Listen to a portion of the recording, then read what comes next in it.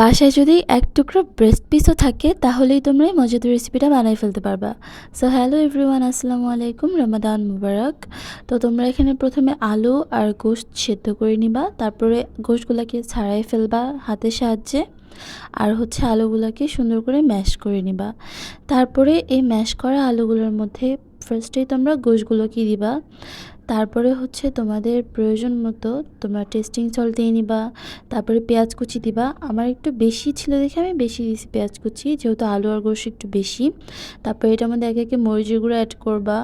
তারপরে হচ্ছে এটার মধ্যে গরম মশলা দিছি, গরম মশলা গুঁড়া, জিরা গুঁড়া, তারপরে হচ্ছে একটু মুরগির মশলা দিয়ে দিছি, এটা একটু চোরামি স্বাদের জন্য। তারপরে হচ্ছে টেস্টিং সল্টটা যতটুকু দিয়েছিল ওইটা হিসাব করে একটু লবণ দিয়ে দিবা যেন বেশি না হয়ে যায়। তারপরে দেখো এইটা প্রথমে ম্যাশ করার পরে এরকম একটা টেক্সচার চলে আসছে। অ্যান্ড দেন এটার মধ্যে এখনও প্রসেসিং বাকি। এটার মধ্যে তোমরা হচ্ছে একটা ডিম দিবা।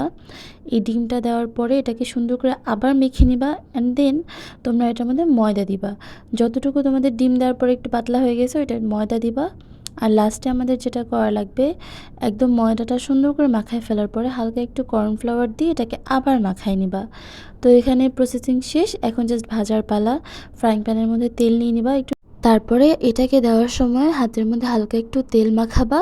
তারপরে এই মিক্সচারটা তোমরা নিবা হাতে, তারপরে আস্তে করে তেলের মধ্যে ছেড়ে দিবা। এভাবে সবগুলো দেওয়া হয়ে গেলে এই দেখো যখন ভাজাটা একদম মাঝখান পর্যায়ে ছিল তখন, তারপরে আমি এটাকে খুব সুন্দর লাল লাল করে ভেজে নিলাম। কেউ কেউ কড়া ভাজা খায়, কেউ কেউ হালকা ভাজা খায়, এটা তোমাদের ইচ্ছা। তো তারপরে এই তো আমার রেসিপিটা রেডি। তোমরা চাইলে কিন্তু আজকে ইফতার এটা করে খেতে পারো। আল্লাহ হাফেজ, ভালো থাকবেন সবাই।